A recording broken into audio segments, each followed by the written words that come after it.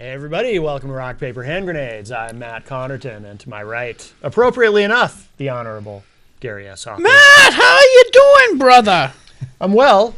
And you? Your hair looks messy. I know, right? What the It's heck the is messy going look. on? Oh, it's like a new look? Here's the thing. Right. I'm basically bald, so the messy look hides that. Oh. I'm like So when I see Charlie bald Brown. people, those are just people that comb their hair? In some cases, yes. Right. Or if it's my dad, it's the comb over. It's a comb over. Yes. Right. Yes. Okay. So then, Gary, how does he explain the facial hair? Yeah, why don't you just take that hair Oh, off? and move it? Move to it. my, I should. I think I have to go to someone to do that. Like That's what they Bosley. mean by shape-shifting. Is that it? I think so. I've been doing it wrong. Yeah, you've been doing it wrong. Wow. Frank, I do How are not you? know. Frank, I do not know how to pronounce your last name. I tried it, but I don't. That's okay. How is it? Edelblue. Edelblue. Yeah. Okay. It's a really hard name to pronounce, actually. Now, what so. nationality is that? So it's actually Alsatian, if you Alsatian? could. Right. What the heck is that? Alsace is that part of France that's kind of between France and Germany, hate and it went the back French. and forth. Oh, do you? How about Yeah. the Germans? Are you okay with the Germans? I'm okay with the German. Okay, so yeah. it was German part of the time too. Here's how you. Here's how you remember the name. You know? Have you ever watched The Sound of Music? Yes. You know the song Oh, Edelweiss? Yeah. Yes. Okay, Edelblue. Oh, Edelblue. Okay. Yeah. See, I never knew that. I thought the Alsatians were from Star Trek. You Oh, is that like, right? Like between the Vulcans. Were those the and- guys with the pointy ears or no? Yeah, that's what I thought. Okay. Yeah, Oh, yeah the Alsatians. So it's like Edelweiss, but instead of being cheery, it's kind of depressing. So it's Edelblue, right? Oh, that's good. Yes. See, that's how I'll remember it. Wait, so how is it depressing? I don't know if Edelweiss Blue. is really that Blue. cheery. Oh, you're blue? Oh, Get or it? you? It's actually Edelblue. spelled. Instead of Edelweiss, it's a cheery kind of song. It's Well, and it's if it's actually ended quite a with- cool name. I don't know if that's the topic of the show today, but It is. It is. Yeah, That's okay, why I good. invited you on. So then, exactly. So Edelweiss is noble flower. Edelblut is BLUT is noble blood, which is a cool name. Oh, and I had that nothing is to cool. do with it, but Yeah. Right. yeah, I right. just got it. You know. You So, just ended up with There you it. go. All right. right. So it's not a bad name. I'm kind of No, happy it's with it, actually, even if it's pretty cool, but it's very hard to It's kind pronounce. of French and German. Exactly right. You know, I was talking to that Dan Donovan. Okay. We were talking about the Black Irish and Was stuff. Dan at the house today? Yeah. Oh, I didn't see him. Okay. And we're talking about the Black Irish and all the nationalities, and I was just finding humor in people who identify themselves as being basically almost purely Irish or purely English we're all mutts. We are. Right. I mean, you look at England. They had probably a natural group of people that lived there. Then the Romans came in and took over for a long while. Right.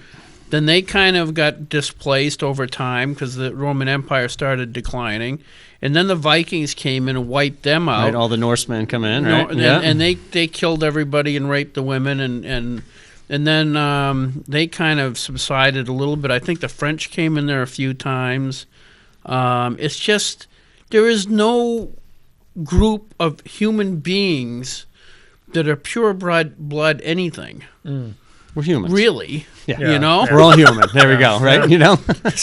So that's why all this stuff about race and everything else is just it's almost if it wasn't so tragic in some ways, to me it's comical. I try to even avoid the word race. Like I usually try to say ethnicity. Right. Just because when people start talking about race, I really do feel like I'm trapped in an episode of Star Trek where you got the Vulcan race and the Yeah, human that's race now and, that you know. would be a true race. Right, Yeah, exactly. Yes. And then they do this on you, and you. Oh, the pass And Vulcan that's out. death it. grip, It's all yeah. over. Yeah, Right. right. So anyway, what do we do today? Because I was there, but I wasn't there. If you know what I'm saying. So wait, is this a test to see if It's I was a paying test. attention? It's Just a test. because they don't let you have coffee, so They don't let us have coffee in the house. So. Yeah. Which is disappointing. It is. Yeah. Actually. So you were asking before the show about political capital. Right.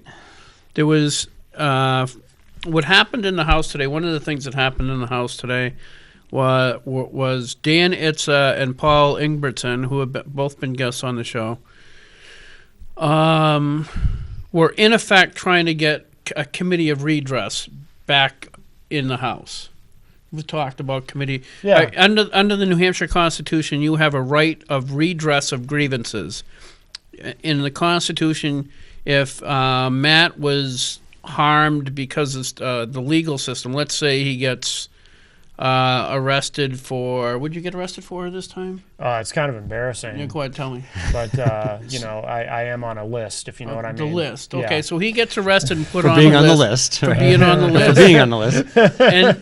And it's years later that he finds out that he was never supposed to be on the list because she was 18 and nothing. Yeah. Right. Is that It's right? all hypothetical. You obviously. guys, I don't know Matt that well, so can we change the topic? So if he tries to, if he was falsely imprisoned, falsely accused, he should be able to redress the government for compensate for his he might have lost his job because of it.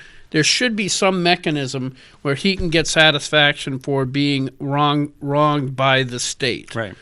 And historically, Which just actually, it just seems like an equitable principle, doesn't it? Like, Right. it's fair. It's like, fair. I was wronged. I Yeah. need some way to make that right. Yeah, it's justice. If I run over your dog, you have recourse to come after me for the price of the dog because, and it's not that I did run over it because that wasn't me. My dog is fine. Your dog's fine, he says. Yes. We don't know. Right. It's because I don't have a dog. Well, not anymore. So the dog 'cause your isn't fine. Yeah, the dog, you killed the dog. I killed- Yeah. yeah, He's just, so- he's just trying to be gracious about it. I know, clearly. I guess, probably because he's new on the show. He's a good Right. guest. He's He's trying to be very, very gracious, good, yes. Yeah. Generous. So- right? Yeah. So under the Constitution, you should have a means by which to get compensated for or have whatever problem you have righted by the state. And the court system is self-serving and will protect itself. So if it's made a mistake, it's not apt to go against to punish the judge or whoever wronged you because they protect their own. It's like the priesthood protecting priests or cops protecting cops. That's what they do. Yep. Well, in fact, I'll mention this, and I won't mention who it was, but in a committee hearing the other day, someone from the Judicial Department was testifying, and basically what they were saying, we were trying to address, because you'll see that I think it's under Article 38 of the Constitution. It talks about, judges you can go after them for like bribery, corruption, misconduct, and Right. Maladministration. Well, Right. what is maladministration? At what point does that happen? And so this particular testifier was basically saying like, well, the redress against the judges, there's an appeal.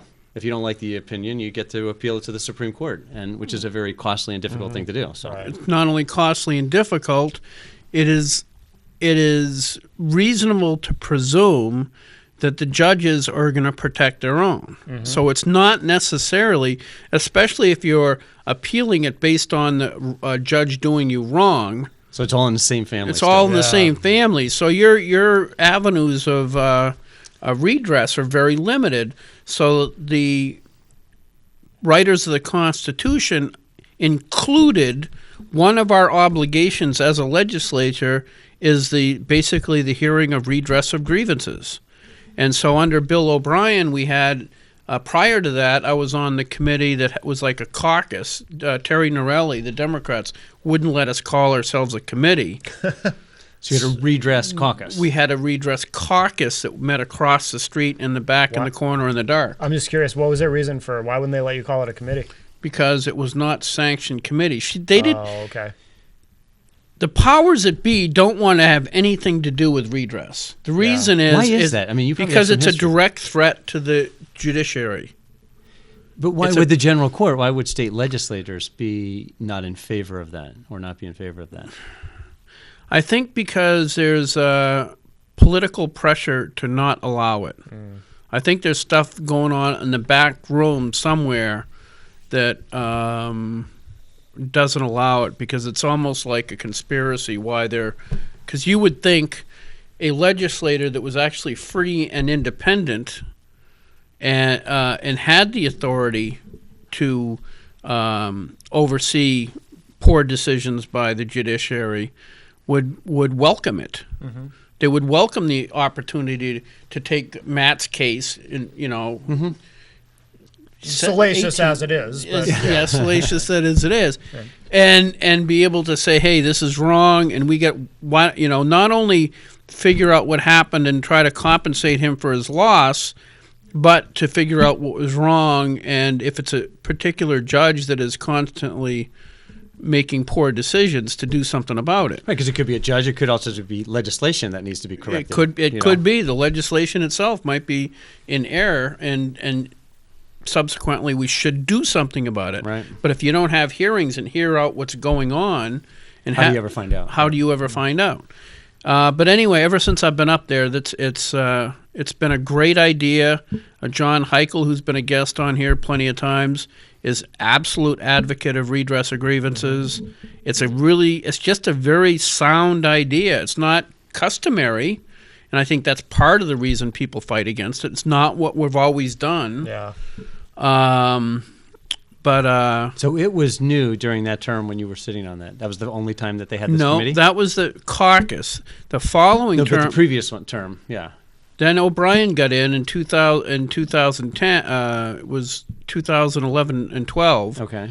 And he set up, with Paul Ingbertson as the chair, the Redress of Grievance Committee. Okay. And as soon as Terry Norelli took back over in the 2012 election, after that, she immediately got rid of it. Okay. Okay. But before Bill O'Brien, did we have that committee? We had the caucus. We had the caucus previous to that? Yeah, Okay. that we met in the back in the corner in the That's dark. what it was, okay. Yeah. But we've been trying to get this through, and you were talking about political capital, and this is kind of why I'm bringing it up. I think it was handled badly. I also was not part of the decision-making process. So I didn't get in there in the trenches and find out what was going on. I just kind of showed up and watched what happened. So part of it is maybe my fault for not, voicing my concern with. Well, wasn't it a little bit like Groundhog Day? It was kind of, because we did this on January 7th. We tried to introduce this in January 7th, but there was a technical problem with it. Right. Okay? And that's what they do. Instead of attacking your fundamental premise, which is your ability to redress the government for grievances, if they can find a technical problem, we can't do this because Right. this conflicts with and it's kind of a red herring thing where they could have tried to fix it. But then there's the technical thing, which is the House deadline. And the House deadline was the end of January to change rules. Right. Well, we're February. We didn't have a meeting until February. So because we missed that deadline, now you need a 2/3 majority to change that rule to allow this grievance committee. And for some reason, they tried to suspend the rules today. This is what happened today. First, to allow that rule change, and you needed a 2/3 majority to change the rules, and then but you still needed, that failed. I think it was 200 and something to 120. Right. And then they went in to try to change the rule itself, which, because it's past the deadline, required 2/3. And we still got 118 that time. So, yeah, I think it was. They should have just gone right for the rule change and skipped that intermediate process, because it just made us. Well, I don't know. I think I'm a novice at this, right? So I'm the newbie. I'm the freshman on the floor. And when I watch some of that stuff unfold, it doesn't give you this comfortable feeling that there's a good strategy behind it. Right. You're thinking for example, I think Dennis says I have the utmost respect for him, and I think he's a great guy. But even when that first one, the first Groundhog Day, when the first groundhog came up on January 7th, you would think before you put the rule out there, you would check with somebody to see if it's technically going to make it before you. I'm sure he had, and it slipped or. And the thing is, the opponents of this thing are looking for anything. Right. You know what I mean? So it's legislation. So it's not so black and white? It's not that black and white, because it's not as if I come up with an idea and I bring it to a committee, or in this case, bring it to the House floor, and there are people saying, well, what is he trying to do? Let's make this as optimal as possible, then vote on it. So we can vote on the idea instead of the technical aspects of it. That's not how it works. Right. It's all a it's kind of a, I hate to use the word blood sport, but kind of like that, where, okay, we got a technical problem here. Let's kill it based on that. Can I just say something? This is one of, like when you first go into something new, you get these first impressions, and you always want to try and capture those because, you're new to the system, you're not biased by longevity and stuff like that. So, like, one of the first things I observed now that, and I can say this because I am a politician, but if their lips are moving, they're probably lying. Right? Right. I hate to admit that. Yeah. But the other thing that is somewhat disappointing is, again, to your point, you get these bills in committee, and they're decent bills, but maybe they're not worded correctly, or there's some technical problems in the bills. And if somebody doesn't grab hold of that and follow through with an amendment, the committees, it seems like they take the path of least resistance, like, it's going to be a lot of work to have to fix this bill. I don't know if I want to do it. Let's just kill it. And then for 2 years, that bill can't even come back to the House to get fixed. Correct. And that just seems a tragedy to me. Yeah, well, I know on judiciary we killed quite a few bills today. And part of it is that it's not that we're trying to kill things easily or it's a path of least resistance. Part of it is we've got like 90 bills in committee, and we got to kind of skim off the stuff that is Marginal? Is that? That's on its face junk, Right. even if it's a reasonable idea. It's like a couple of bills in my committee. I saw them as reasonable ideas, and I thought of an amendment, but I realized the amendment is so far removed from the original bill, it would require an extra hearing. A whole other hearing, right? Okay, which means that it's not going to fly. And if I really like that idea, I really should introduce that as a separate bill next year. So you kind of have to be pragmatic about it, even if you think something's a great idea. You have to be I pragmatic. mean, and you'll say, look well, at some of my votes. Well, can I pick up on that issue for a second? No, Just follow this a no, little you bit? cannot. Oh, come on. I thought you said I was the guest. he does this to everybody. Oh, okay. Frank. No, go ahead, Frank. I'm I'm kidding too. But this is it's a third thing about this. So the way, and again, this is freshman first impressions. Legislation gets done by flash mob up there. You get elected, and Right. you basically have a very limited number of days to throw as much legislation up against the walls as you can and see what will stick. Right. And it just seems like a very inefficient process. It's not only inefficient, and this has been my gripe for a while, but I feel like John the Baptist, except I don't really like eating Cockroaches? grasshoppers. Yeah, grasshoppers. Right. The voice in the woods, because to me, I spoke to, who was it? Readout? What's his name? The new chair, one of the new chairs of HRA. I got to get him on my show. He's a nice Leon guy. Rideout. Yeah. Leon Rideout.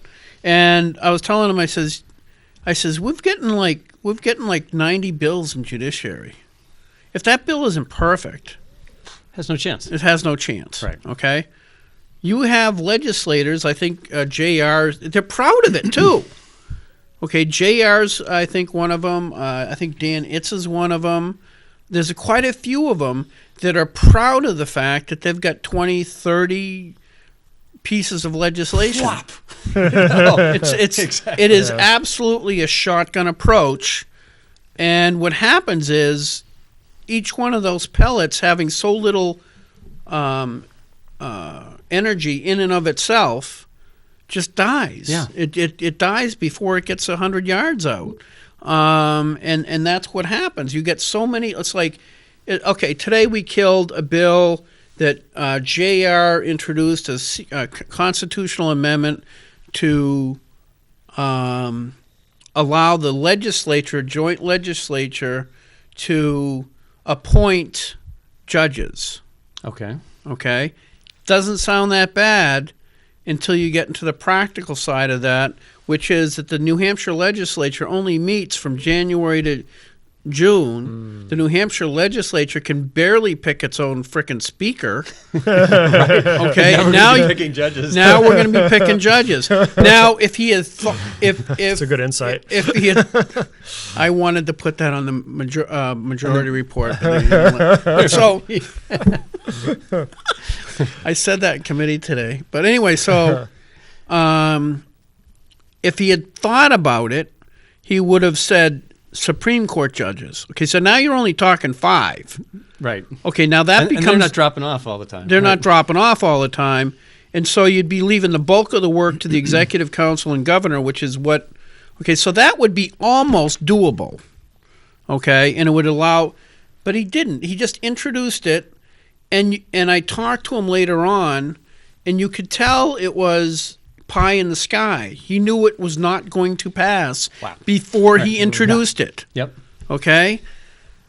So if you look at legislation like that, if that takes 15 minutes on the House floor, that's 100 man-hours you've just killed. Right. For nothing. So for something you knew was not going to fly.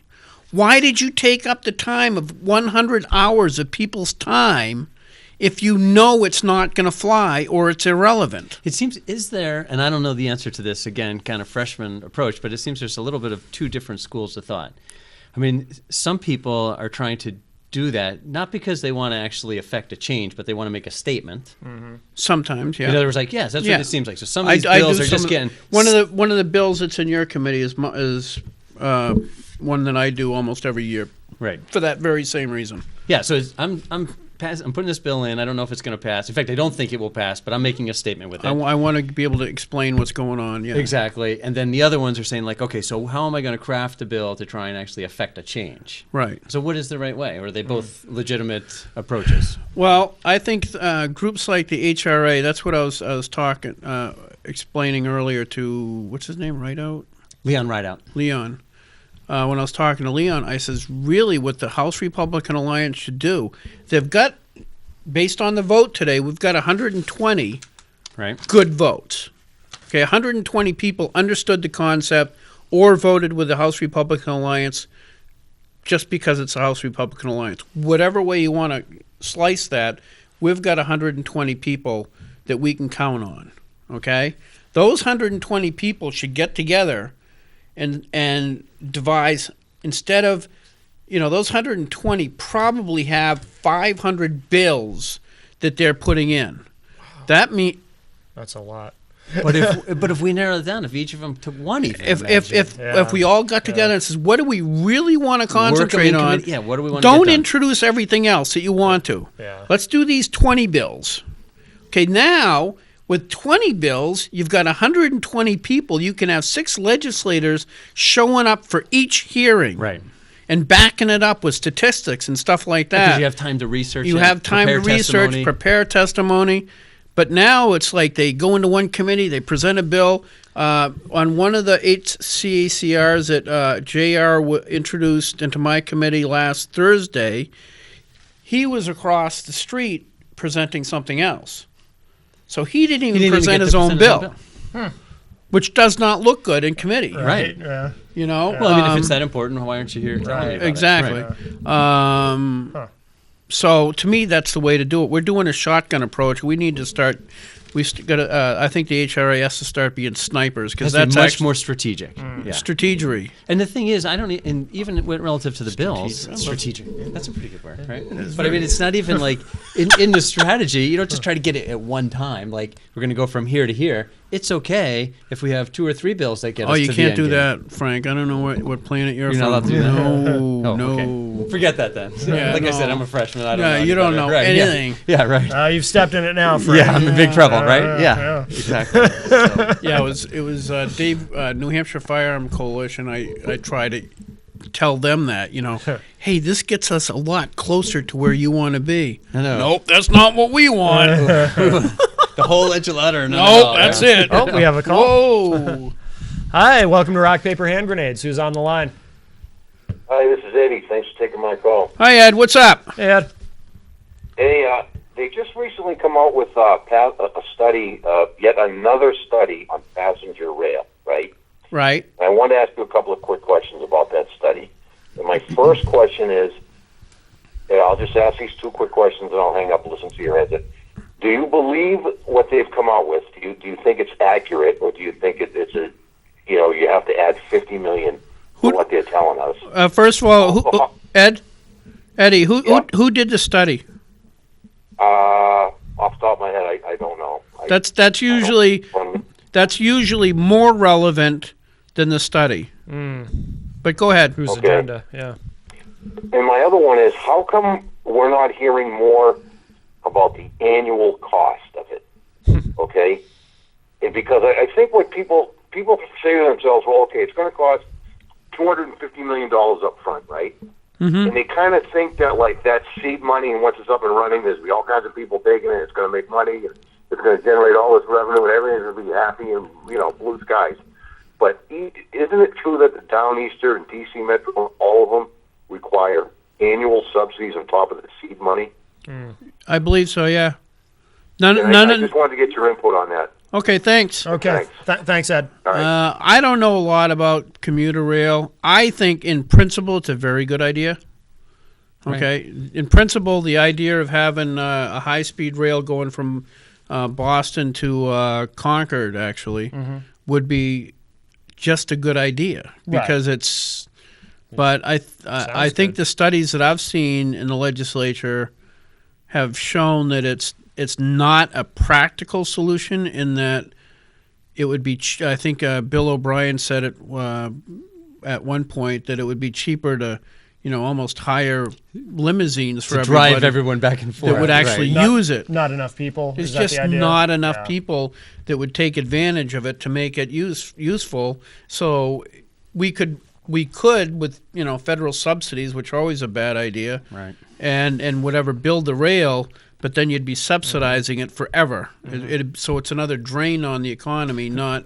I mean, and I think I heard. I mean, and I could have this quite wrong. Yeah. But it was from some study. I thought it was as much as like $10 million a year of subsidization in order to keep the thing going. But here's a question I have for you. So relative to the rail, like in all of the studies that I've read, and I'm not an expert on this either by any stretch of the imagination, but I mean, there's got to be a presumption that there's going to be a positive economic impact associated with it. We're going to be able to attract businesses from the 128 area that are going to come up here. Right. If we fix some other problems with some of our laws, but so is there a net benefit? Have we ever done a net benefit analysis, or is it let's look at the rail stand on its own and can it make it on its own? Because I think that's clearly you mentioned the other cities that are doing it. There's no examples where it works. There's a lot of information out there that is not available. I know when I first I was a freshman legislator, and we were talking. Might have been rails. I don't know. But I asked the question, I says, isn't there a study that shows for X number of dollars spent on this type of infrastructure, it grows the economy by X. Right. There should be. That does not seem out of the pale of the possibilities of coming up with numbers for that. I wonder if I'm sure that it could be done. I was going to say too. I wonder if the problem is it's difficult to prove, that it is in a case like that the rail that is the cause of, if there is economic growth. How do you then prove and isolate that it's because of the rail? Right. When there could be other factors. Maybe that's why these studies haven't been done, or it's hard to access that information. And the other problem is like I asked Eddie about who did the study, because if it's the Teamsters Union. How about the train conductors union? Right, yeah. They probably have a say in that. Yeah. Exactly. I mean, there's a lot of people that will come out with studies that prove that anything is a great idea. Yeah, numbers lie, and liars use numbers. I heard someone say that recently. I use them all. Oh, shoot. Oh, wow. Hey. That's not good. Wait, numbers lying? No, that I use numbers, and so that carries it. So what else did we do today? So we did that. There was the consent calendar. Oh, yeah. And then we pulled 181 off of the consent calendar. Somebody didn't like the consent calendar and wanted to actually... That was on judiciary. That was... 181. That was right to know. Correct. There was That was in yet judiciary. another category. Actually, I thought it was, again, being a freshman here, it was you have a right to know what takes place in a non-meeting A meeting. non-meeting. And so I was meeting. kind of curious. If it's a non-meeting, then how does anything happen that you need to know about? Right. Getting existential with this Exactly. stuff. It is. It is. So the right to know what happens in non-meeting Okay. meetings. Okay. Before we get into this, What, the existential part? Or the Do we need to non-meeting. drop acid to understand this? No, but you do have to have a degree in theology. Oh, really? Yeah. Okay. Luckily, I studied that at home through the Evelyn Woodhead's sped theology course, and so. All right, so what was this, like a Sunday afternoon class or something? yeah, exactly. Okay. I got the certificate at home. Is that right? want- Okay. Nice. Very Yeah, nice. I have to print it up. But Fancy. anyway, okay. So there's a non-meeting, and there's a secret, top secret meeting. And they go into non-meeting during the top secret meeting, in which case they don't have to keep minutes. So you're in a meeting, You're and you in a meeting. declare this to be a non-meeting. Now we're going and into then you say, non-meeting. like, oh, no. First you have to declare it a double top secret meeting, and then you Double still top- have to keep right. minutes for a double top And you secret. have to get the cone of silence over your body. And then once the cone of silence is lowered, Right. you're allowed to declare it a non-meeting, in which case you no longer have to keep records. Correct. This seems very Rumsfeldian. Like, is it a known meeting or an All right, unknown all right. meeting? It's I joke about it, but it is almost that ridiculous. But what it is you're in a closed meeting, which would be a meeting. Frank and I are discussing whether or not to fire Matt because of his. Beard growth. There's any number of reasons, really. That's true. Any number Could of be that infractions. previous accusation. Okay. Yes, Right. yes, Okay. that, Okay. that does dog me. quite a When bit. was she 18? Anyway, yeah. so Frank and I are talking about this and what we're going to do, and we're in a closed meeting because it's a personnel issue, and so you really can't be talking about that in like a board of selectmen or a school board can't be talking about that in public because it's a personnel issue. Now we say, well, can we fire him? What about his contract? Doesn't that say we have to have probable cause that he actually did something with Cindy? And we say, well, I don't know. And so now we call up the lawyer. Now we're in a non-meeting because it's with the lawyer. So is that because it's privileged and confidential communications? no Like, suppose you call up your mother instead of the lawyer. No, is it still no, okay? That's no. You have to. You have to call at the a lawyer, okay. non-meeting. You're talking it's strictly about Matt and his indiscretion. Yes. But when you call Your the mother might have an opinion about that, right? I don't know, would she? Oh, I'd never stopped to consider it. I really. didn't either. Yeah. But anyway, so anyway, I'm confusing myself now. But anyway, so that the non-meeting is like for consultation with a lawyer, and you don't have to keep meeting minutes for that. And then in the closed meeting, I think you're supposed to keep limited minutes as far as who's there and who voted, but not what they voted for and stuff like that. Okay. But anyway, that's what a non-meeting is. But a non-meeting is also a caucus. So that was the problem with that. Is that what was wrong with this? That was one of the problems. Is I think she wanted minutes and stuff like that. And under the law, a caucus is a non-meeting. Okay. And so who wants to keep minutes at a caucus? It kind of defeats the purpose. But it didn't sound like that's what she was advocating for. She was advocating. If you look Caucus at the minutes, huh? Yeah, the blurb. kind of minutes and stuff like maybe not minutes. What did she? Can you read it? Because my eyes aren't good enough. The purpose of adding this is unclear. Would cause confusion with the non-public meetings, which are very specific in reason. Doesn't say anything about minutes, but Okay. But obviously, she felt pretty strongly about it, that she'd pull it off of the consent calendar. Is that Yes. an unusual event? No, it's not unusual. Oh, okay. Especially when Valancourt was there. Just his name still makes me giggle. He got. I never had the pleasure. So. Oh, he's a character. What the heck did he do? He got really mad because they did something, and his retaliation against, I think it was O'Brien, it might have been Norelli, didn't matter. He was pretty much antagonistic towards either one of them.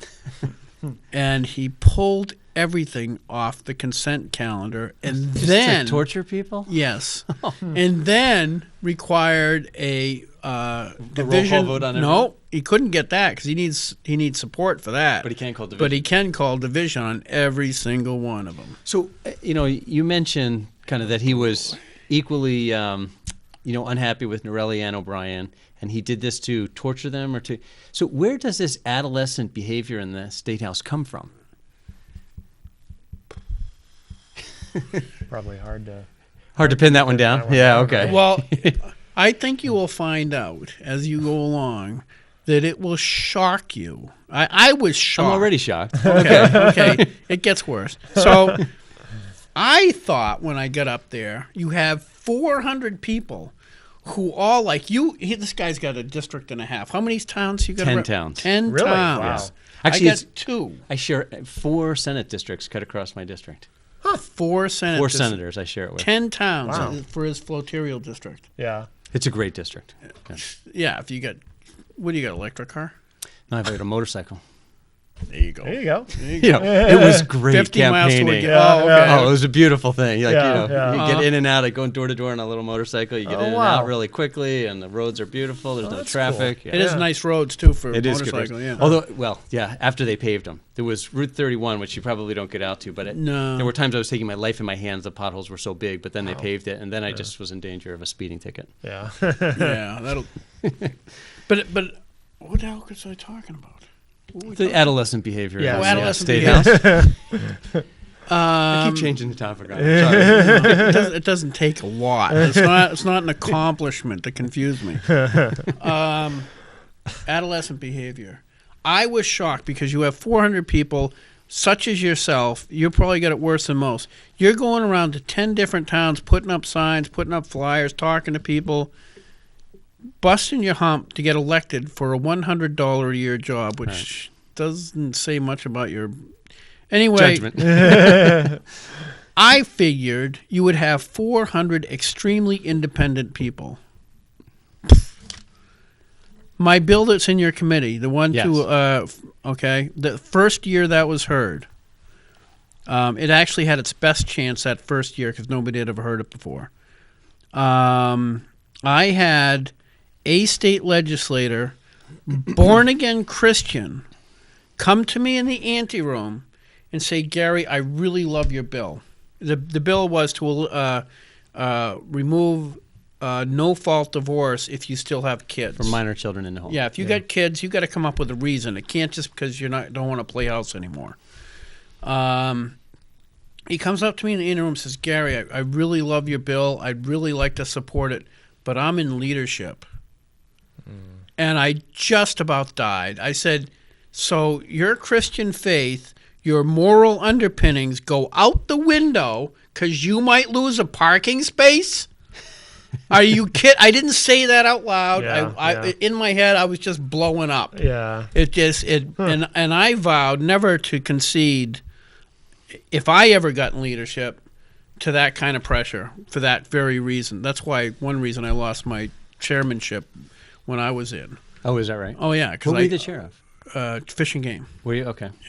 And that was one reason because I saw that and I says, wow, if you have to throw out all your moral beliefs just to be in leadership, then it was sad. Yeah. That is. Power In fact, don't you corrupts. think that that's the very thing that upsets the voters? They That don't somebody- know. They don't know. Yeah, they don't see Right. it, but I think they get wind. They realize that people are telling them this is what I stand for, and they get up there and they realize, oh, maybe I don't stand for it that much. I mean, and you have to look at the change." vote today on redress, okay? Yeah. I'm willing to bet there was another 100 votes who understood that it was their constitutional obligation to vote with Dan Itza and us. I assumed you voted that way. I don't know. I didn't. Oh, jerk. And I can tell you why. Well, that's okay. Yeah. But I'm Oh, just you don't saying. want to know why? No, I will in a second. But I'm saying there. Let's just say, just guessing. Let's say there was 100 other people that would have voted with us because they absolutely understand the Constitution says A, They swore to uphold the Constitution. It's in the Constitution. Your obligation is to support the Constitution, not the Speaker, not Right. the minority No, leader. we swear to the Constitution. Swear to the Constitution, not the Speaker's office.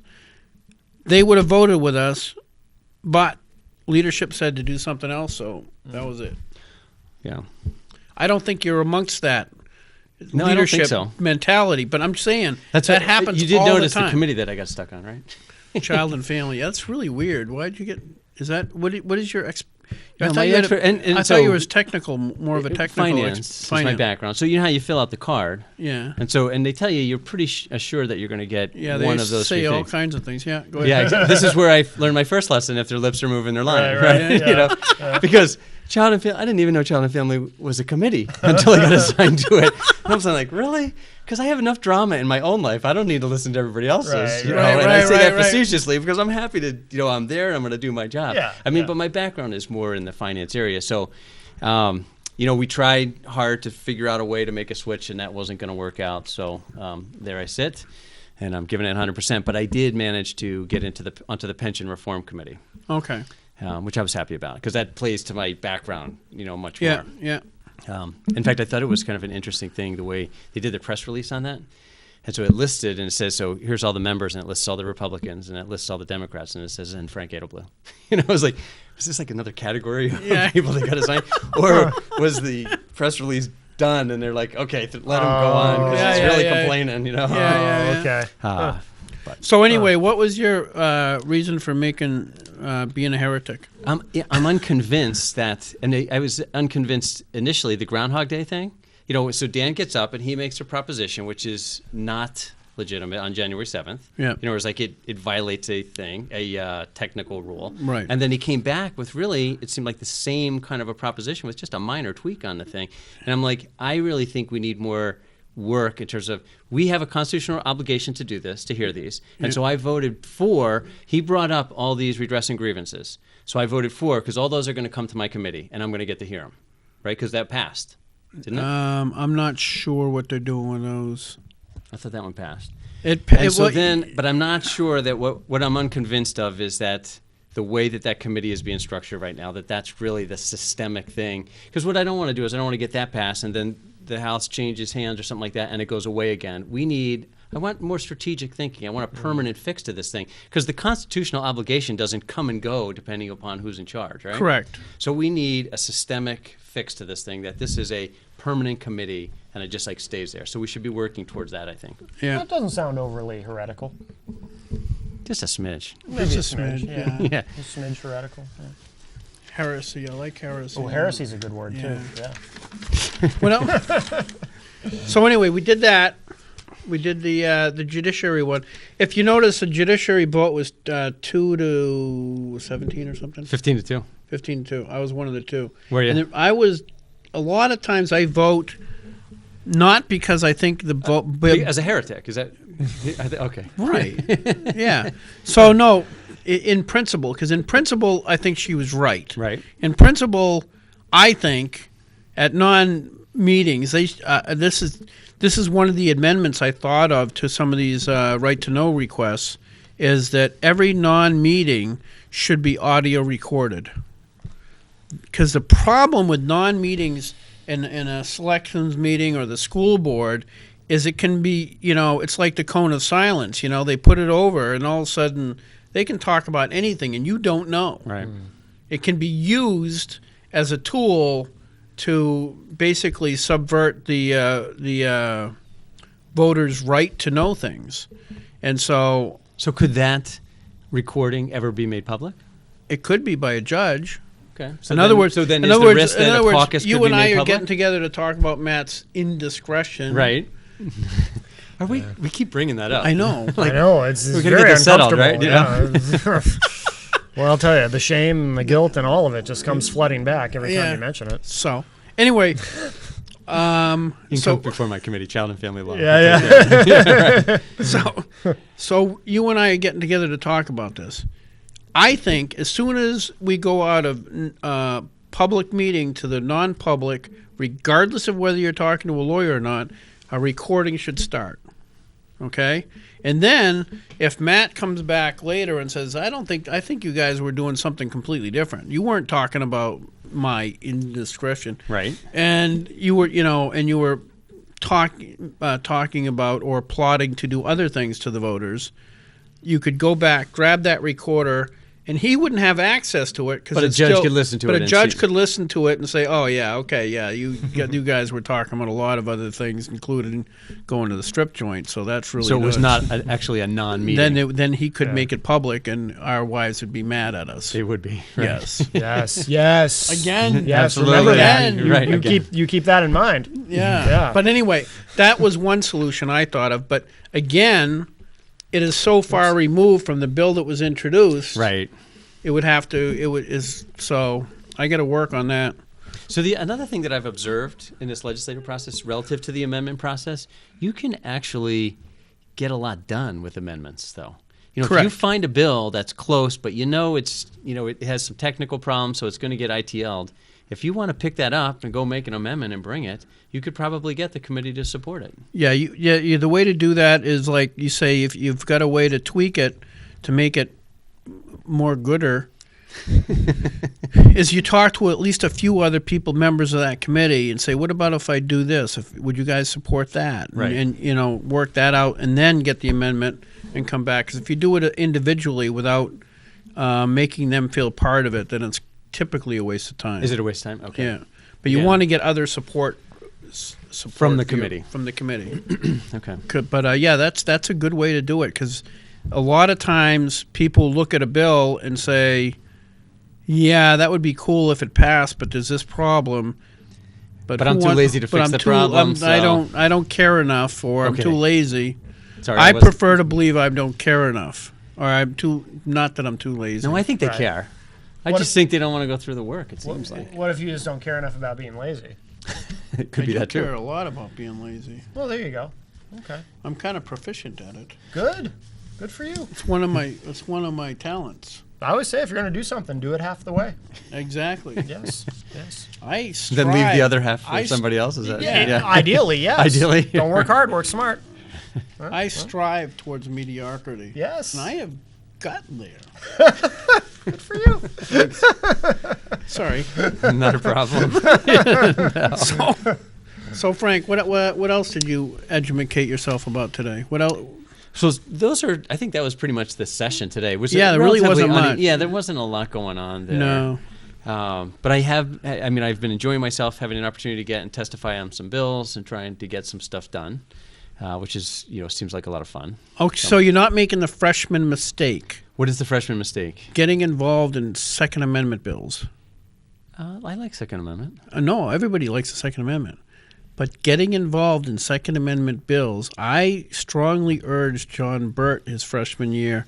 I said, don't have anything to do with them. Why is that? Nobody gave me that advice. Oh, so- you're hearing it here first. Okay. From the big Breaking GA. news. Breaking news. Right. I'm going to give you an example of the type of garbage that goes on up there. You have 3 primary, or I guess 4, gun groups. Okay. NRA, Right. Go New Hampshire, Yep. Pro Gun New Hampshire, and the black sheep of the family is New Hampshire Firearms Coalition. Okay. Okay? The black sheep of the family. Well, there are some people who have said to me privately that they're pretty sure the New Hampshire Firearms Coalition is either anti-Second Amendment or in effect anti-Second Amendment. If you judge a group or a person by what they accomplish instead of what they say, Right. which is usually a better barometer of where they're really at, Correct. It's what they really care about. what they really care about, then New Hampshire Firearms Coalition is anti-gun. Absolutely. Wow. I'll give you an example. Like you were saying, sometimes you want to do incremental things. Yeah. 2000, I think it was 9. There was a bill in Fish and Game. My first 10 years I was up there, I was working full-time as a toolmaker in Okay. Peterborough and in Hollis. And so I did Fish and Game because it's a pretty light load. Right. Okay. Anyway, so I was on Fish and Game. Me and Mike McCarthy were easily the most conservative members of that committee, Okay. bar none. It was a democratically controlled committee. Okay. We had a bill on muzzleloaders as far as the ignition on muzzleloaders. Dave Wheeler called me up from New Hampshire Firearms Coalition and Okay. said, Gary, can you amend this to gut everything in regards to firearms in a vehicle? His reasoning was, and it's not completely unsound, the reasoning was that any restriction on me carrying a gun in a vehicle, whether that's an ATV in the woods or an RV Okay. or a sailboat with a motor, So it's not just a passenger car. right, or my truck, Yep. is a restriction on my Second Amendment rights and therefore should not be in the law. Okay. And in an idealistic way, I get it, okay? But in a practical way, I said no way. Because that means that Joe Bob can be driving down the road with a 30-06 pointing out the window and a hair trigger and bump along a bumpy road with school buses going by. Right. Okay. Looking for a deer grazing on the shoulder. Whatever, but the probability of that accidentally going off, if that's loaded, is very real. Okay? Just reaches back to grab something out of the back and hits the trigger, boom. Okay? Now, if somebody accidentally discharges their 9mm in the cab of a vehicle, it's probably going to hurt their leg a lot, but the kids driving by in the Are safe. school bus Yeah. are safe, and they can laugh at Joe Bob as he drives off the side of the road. Yelling and Okay? screaming. Because it's comical. Yeah. But the 30-06 or the 300 Win Mag going off inadvertently is not funny, Right. okay? Or as funny. And so I compromised and says, all right, this is what I'll give you. I came up with an amendment that said redefined what a loaded weapon was as a weapon with a round in the chamber. Okay. Now that way, it was still illegal to have that gun pointed out the window with a round in the chamber, but because you could now have them in the clip or in the Yeah, they could or- have it pointed out the window. They just couldn't have a round in the chamber. They can't have, so it's still available for self-defense in an emergency. Or self-defense, or how about you're moving your hunting spot and you basically hop in your truck and you're just, you know, Right. as long as there's nothing in the chamber, you can drive a mile down the road and get to your second stand and then climb back up or something Right. like Yeah. that. Yeah, And so that was the premise, and it gave them exactly what they wanted as far as that weapon being available while they're on their ATV in the woods or whatever, Yeah. but it was safe. No, they attacked me in the next election. And they'll attack anybody that does not do. If you read their literature, and JR is part of that group. That's one of the problems I like JR, but if you look at their website, it says no compromise. It doesn't mean no compromise. In other words, we're trying to get to a certain end. It means if you don't do exactly what we tell you, we're going to attack the you. enemy, right. You're the They enemy. call you a rhino and Yeah. all that business. Yeah. Well, we'll have to see how that goes. I mean, I hope that I don't have that problem. So I'm just, that's but, why. But I'm telling. Well, I'll just point out that of the 7 representatives in my district, I'm the only Republican, and I think I may be the only gun rights supporter. So I hope they don't make me the enemy because it Right. could get worse. Right. Right. Yeah, well, that's just it. That's what I told him. I says, Huh. I'm I'm the one good guy. I'm one of 2 people that's the most conservative pro-gun person on the committee. Yeah. You attack me. Let's say you're successful. What is the probability that you're going to end up with somebody to Better. take my place that is more conservative than me? 0. Right. Pretty darn close to 0. Didn't matter. They would rather have a Democrat get reelected in my position so that you have to ask them the logic from there because that's what they said. Wow. So that's why I said it. The other gun groups are easy to, I mean, you might have an issue with them, but they're not going to slit your throat over it. They're going to Well, I didn't work sign with on to any bills this Yeah, time, well, but I did that's- spend a lot of time at the constitutional carry hearing listening to the testimony there because I think that's an important bill. you. Anyway, we're out of time. We're going to Okay. see Frank next week. Next You week, mentioned that to me in the I green know. room. Yeah, that's exciting. Frank, we got Frank and Hal Shurtleff are going to be discussing. I thought we said it's a debate.